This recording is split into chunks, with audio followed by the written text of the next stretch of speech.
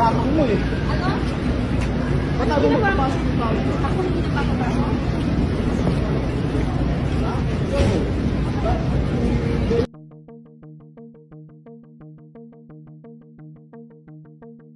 Usap-usapan ang video ni Senator Jinggoy Estrada, kung saan ay makikita na nakikipagtalo ito sa isang babae.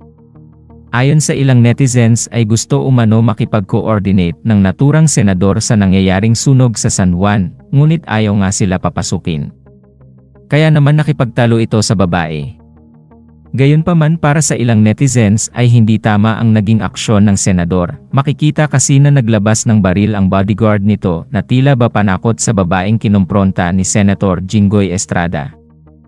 Hindi naman tukoy kung matagal o bago na ang naturang video. Tapang mo eh. Ano? Ba't ako magpapasok ng tao? Ako hindi nagpapapasok.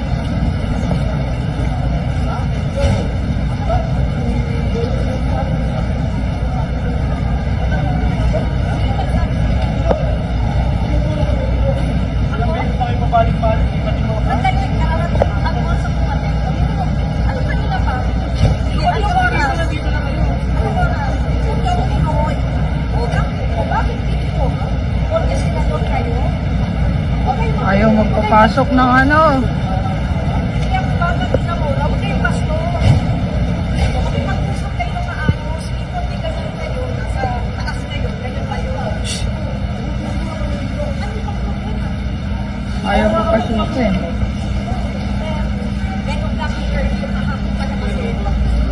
Hindi, i-check nyo.